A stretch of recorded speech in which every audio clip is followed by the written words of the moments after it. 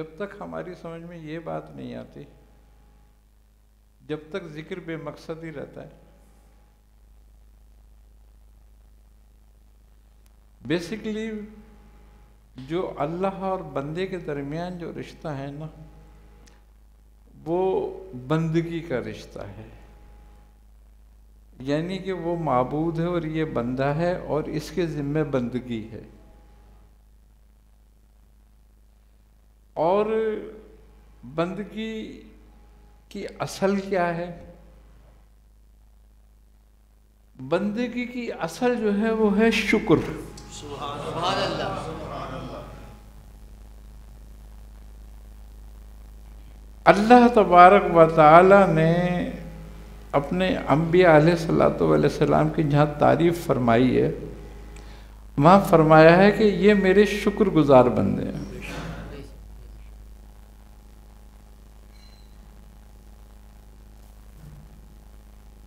اور یہ بھی فرمایا ہے کہ اور وہ شکر کرنے والے بہت تھوڑے سے ہیں.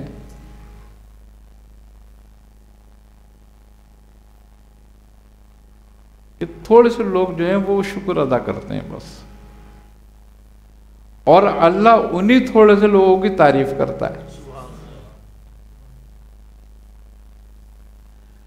اب ہم عبادت بھی کرتے ہیں، نماز بھی پڑھتے ہیں، روزے بھی رکھتے ہیں، لیکن یہ سب کچھ کیوں کرتے ہیں؟ کبھی اس بات پر توجہ نہیں کرتے کہ بھئی ہم یہ سب کیوں کرتے ہیں. اصل جو عبادت ہے گویا وہ ہے شکر کی عبادت، وہ شکر ہے. اب شکر جو ہے وہ کلامی نہیں ہوتا،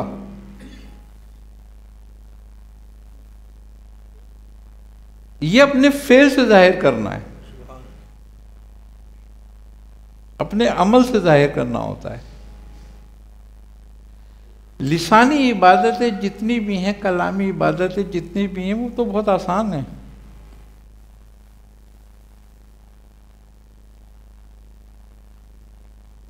اور انکار کس کو ہے؟ کسی کو بھی نہیں. اس کے ذکر سے، اس کے نام لینے سے انکار تو کسی کو بھی نہیں ہے. شیطان کو بھی نہیں تھا.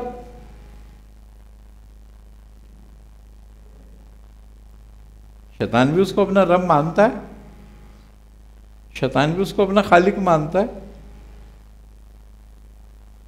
تو جب انکار ہی نہیں تھا تو پھر مردود کیوں ہوا؟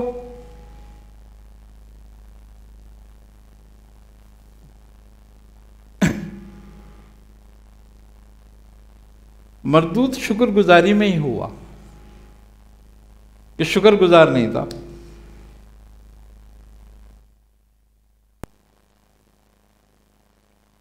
کیوں؟ کہ شکر ہی انسان کو معرفت عطا کرتی ہے. حضرت موسیٰ علیہ السلام ہر چیز کا ایک نتیجہ ہوتا ہے. جیسے روزہ رکھنے کا نتیجہ تقوی ہے، نماز پڑھنے کا نتیجہ کہ برائیوں سے روکتی ہے. ہر چیز کا نتیجہ ہے نا. تو معرفت جو ہے وہ شکر کے نتیجے میں ہے.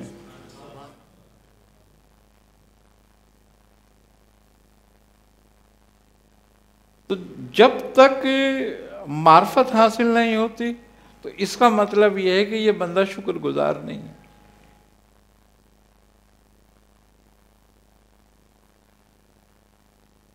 حضرت موسیٰ علیہ السلام نے رب تعالیٰ سے پوچھا کہ اے میرے رب، مجھے یہ بتا کہ جب آدم علیہ السلام جنت میں تھے، ساری نعمتیں انہیں ملتی تھی جنت میں، لیکن جنت میں کوئی عبادت تو نہیں تھی.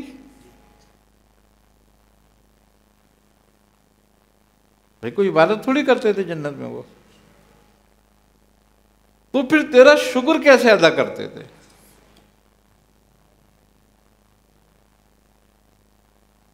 بھئی یہاں تو ہم چلو عبادت کا شکر ادا کرتے ہیں نا، تو وہاں وہ تیرا شکر کیسے ادا کرتے تھے؟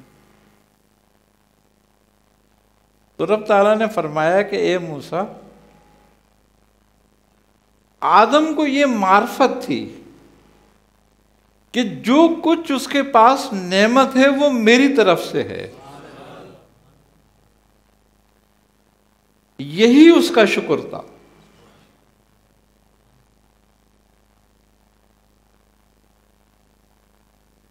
تو اصل یہ ہے کہ جو کچھ ہماری پاس ہے وہ چاہے وہ تکلیف میں ہے یا وہ سکھ میں ہے یا وہ کشادگی میں ہے یا وہ تنگ دستی میں ہے، اسی کی طرف سے ہے۔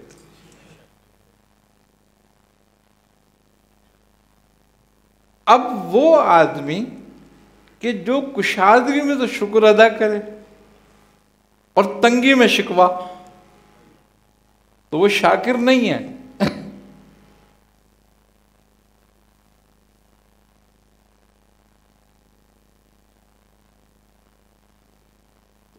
اب جب وہ اپنے عمل سے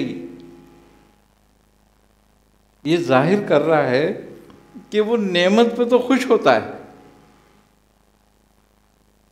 مگر کوئی دکھ پریشانی آ جائے، کوئی آزمائش آ جائے تو پھر وہ شکوے پہ اتر آتا ہے فوراً۔ کمال بات یہ ہے بندے کی کہ بندے کے پاس جو ہے اس کا شکر ادا نہیں کرتا، جو نہیں ہے اس کا شکوہ کرتا ہے ضرور۔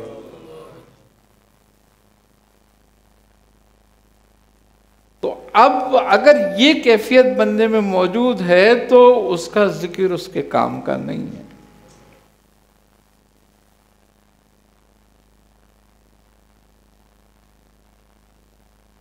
کیونکہ وہ عملاً فیل ہو رہا ہے اپنے کام میں،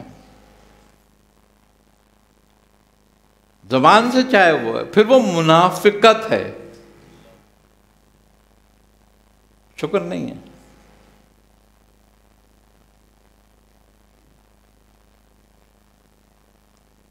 حضرت آدم علیہ السلام پہ آزمائش آئی، کوئی شکوہ کیا؟ عاجزی و انکساری کی۔ حضرت ابراہیم علیہ السلام پہ آزمائش آئی، حضرت ایوب علیہ السلام پہ آزمائش آئی، حضرت موسیٰ علیہ السلام پہ آزمائش آئی، رسول خدا صلی اللہ علیہ وسلم پہ آزمائشیں رہیں۔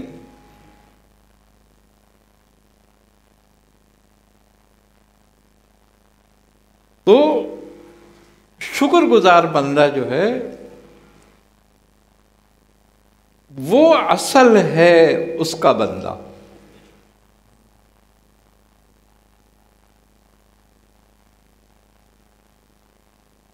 حضرت خواجہ حسن بصری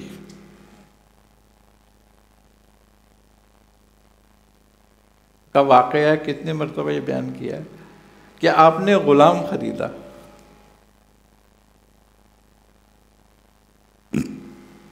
اس غلام کو لے آئے آپ، اب اس سے آپ نے پوچھا کہ بھئی تو کھاتا کیا ہے؟ صوفی آدمی تھے نا، تو اس نے کہا کہ جی جو مالک کھلا دے۔ آپ نے کہا اچھا یہ بتا کہ تو پہنتا کیا ہے؟ اس نے کہا جو مالک پہنا دے۔ انہوں نے کہا کہ تو سوتا کب ہے؟ کہ جب مالک اجازت دے دے۔ کہا تو اٹھتا کب ہے؟ کہا جو مالک کا حکم ہو۔ آپ نے کہا تو کیا کرتا ہے اپنی مرضی سے؟ اس نے کہا جو مالک کی مرضی ہو۔ جب اس نے یہ کہا تو آپ کو غش آ گیا اور آپ گر گئے۔ آپ جب اٹھے، ہوش آیا آپ کو، تو آپ نے فرمایا اس غلام کو کہ جا میں نے تجھے آزاد کیا۔ اس نے پوچھا مالک مجھ سے کیا غلطی ہو گئی؟ آپ نے فرمایا کہ تو نے مجھے بندگی کرنا سکھا دی.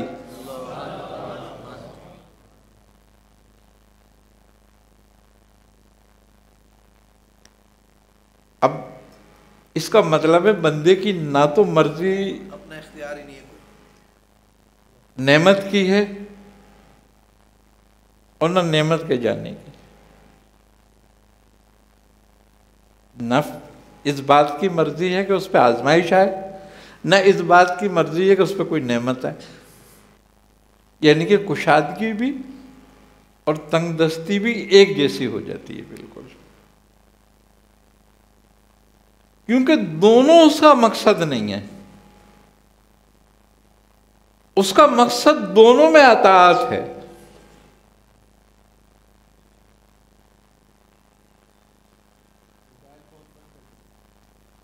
دونوں میں اس کا مقصد اطاعت ہے.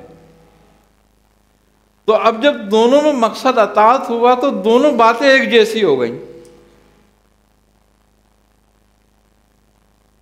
اور جب تک دونوں باتیں ایک جیسی نہیں ہوتی جب تک منافقت ہی رہتی ہے. اور جب تک منافقت رہتی ہے تو کوئی ذکر کام نہیں آتا، کوئی عبادت کام نہیں کرتی. یہ بات خواص کے لیے ہے.